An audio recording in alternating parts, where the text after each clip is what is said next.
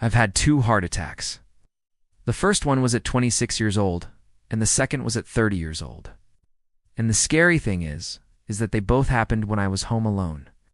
So in today's video, I want to talk about what you should do if you re-home alone and having a heart attack. The reason why this is important to me is because the first heart attack that I had, I didn't know what was happening. I didn't feel any warning signs. I was just getting out of bed, and I started to feel super dizzy and weak. And then literally my vision just went black.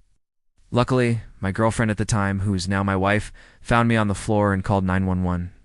But I want to make sure that you re-prepared in case this ever happens to you. There are 3 things that you need to know if you ever home alone and having a heart attack. And the third one is probably the most important. So let's dive right into it. 1. Know the signs and symptoms of a heart attack. If you don't know this already, a heart attack happens when blood flow to the heart muscle is blocked, usually by a blood clot. This blockage causes the heart to become damaged, which can lead to chest pain or discomfort, shortness of breath, nausea, sweating, lightheadedness, and a sudden and unexplained anxiety or feeling of doom. And even though these symptoms are common, not everyone will experience them. In fact, some people can have a heart attack without experiencing any chest pain at all.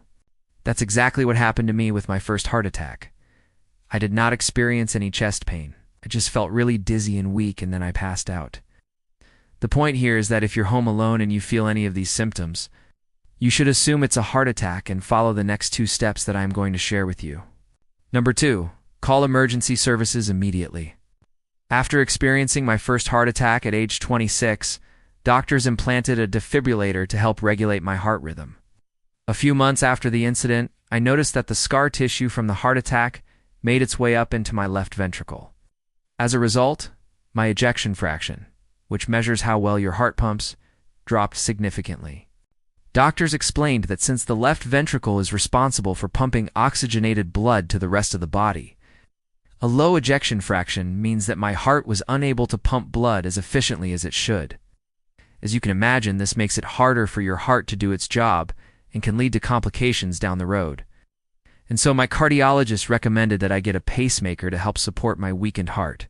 Now, I know pacemakers are usually associated with older adults, but the truth is that they can be lifesavers for anyone who has a heart condition that makes it hard for their heart to beat effectively. Pacemakers work by sending electrical signals to your heart, which helps it maintain a steady and regular heartbeat. Even though it's been a huge blessing to me, and I'm so grateful to have it, getting a pacemaker at such a young age was definitely a big deal for me mentally. There was a part of me that felt like I was giving up, and there were times where I felt really down about it. But here's the thing, it doesn't define me. It's just a tool that I use to live my best life. And I'm still able to do everything that I did before, like hike, travel, work out, and more. My pacemaker has allowed me to keep living my life and doing the things that I love, which is why I'm so excited to partner with Medtronic, the maker of my pacemaker, to spread awareness about pacemakers and AFib. AFib is a problem with your heart that makes it beat too fast, and it can be helped with a pacemaker.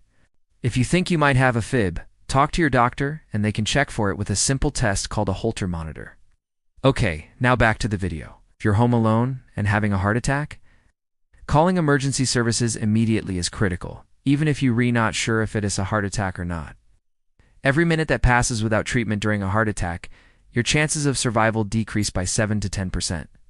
So it's better to be safe and call emergency services than to risk it all and hope that you wrong.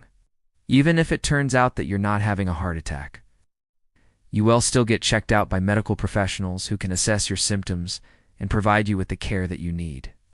Plus, if it is a heart attack, the sooner you get treatment, the better your chances of survival and recovery. So don't hesitate. Dial 911 and get the help that you need. Your life could depend on it. 3. Start chest compressions if you have the training. Cardiopulmonary resuscitation, or CPR, is a life-saving technique used when someone's heart stops beating. Performing CPR manually through chest compressions can help circulate blood and oxygen throughout the body until emergency medical services arrive. If you're certified in CPR and you're home alone and having a heart attack, start chest compressions immediately.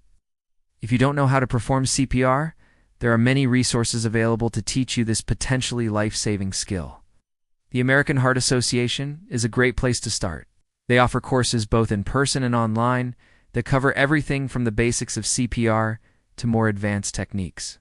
In addition to traditional in-person classes, the AHA also offers online training options such as their HeartSaver CPR AED course. This online course teaches you the essential skills and knowledge needed to perform CPR and use an automated external defibrillator.